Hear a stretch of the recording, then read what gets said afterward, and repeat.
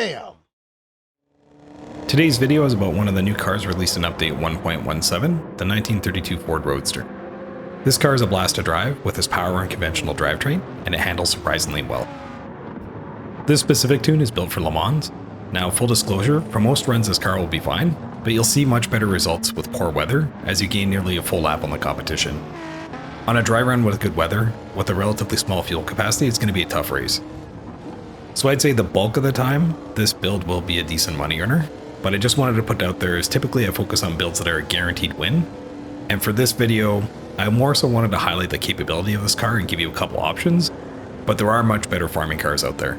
So full details including tuning specs will be at the end of the video. But in terms of the performance, this tune feels pretty good. You've got enough power and top speed to keep up with competition, even though your performance points are much lower than the rest of the field. The handling is solid considering there is no downforce on this car. I did test this out on Tokyo Expressway as well. It actually hauls, it's really good, detuned down to 600. It does handle rough in the rain on the sport tires, but it's definitely a capable tune. So if you like the handling, just revise the gearing to what you need. And this car can easily compete in no fuel dependent races in the 600 to 700 performance points range. So this particular Ford is the highboy style on the Model B. It's the first car from its era to be powered by a V8, and it's extremely rare. This car was produced for a single model year. Stock with 179 horsepower and weighing a little over 2,400 pounds, it was a beast at the time. Interestingly enough, I looked it up when this car was first sold in the US, it was priced in about the $500 range. So absolute insanity on retail. The model used in GT7 is based on a custom car built by Richard Smith in Arizona and had a Hemi engine swap, and that was an expensive customization at the time that came in at $2,800. So with that, let's get into the tune. We have an increase in performance from about 460 performance points to 668. Horsepower tops out at 445, and this new car has 576 pounds of torque. Weight comes in a bit heavier at 2,081 pounds. Acceleration, top speed, and cornering are all improved.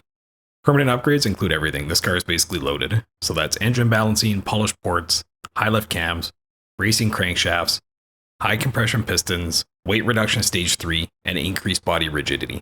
Performance upgrades include a fully customized suspension, fully customized LSD, full control computer, a ballast, which is again incredibly important for these high horsepower builds, fully customized racing transmission, racing intercooler, a supercharger focused on high-end torque, and racing components including air filters, muffler, exhaust manifold, brake pads, clutch, and flywheel. For this build, this car runs on racing hard tires. You'll also need rain tires should you want to run Le Mans. So for adjustments, I lowered the body height, I adjusted all aspects of the suspension, the LSD torque and sensitivity was cranked to max to help handle the additional power and provide a bit more stability. Again, there is no downforce on this tune, so a lot of work had to be done to try and tame the power being pushed down to the pavement. This transmission does have some manual tuning to it, but pause the video if you want to get the exact gear ratios. It's tuned to max out on the Le Mans straight and accounts for the bulk of your laps in Fuel Mapping 6. Overall, these changes give the car a better balance. It handles corners, entry, and exit much better. It's more stable overall. It'll still kick out on corners, but as long as you feather the throttle when turning and take it easy on exit, it's a viable tune for most races. Just take a little more care with this car as it is a bit wilder on corners.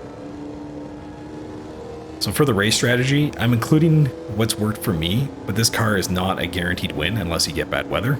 This tune needs a multiple pit strategy. I've been starting with Fuel Map 6 to try and get a solid 4 laps before pitting. Like I mentioned, bad weather is your friend on this.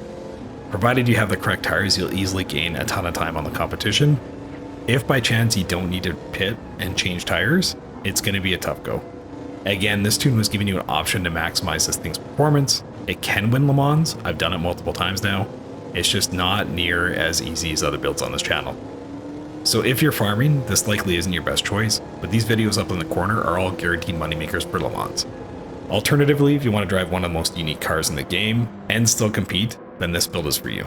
Overall, this car handles great, the top speed and acceleration is solid, and the sound of the V8 is incredible.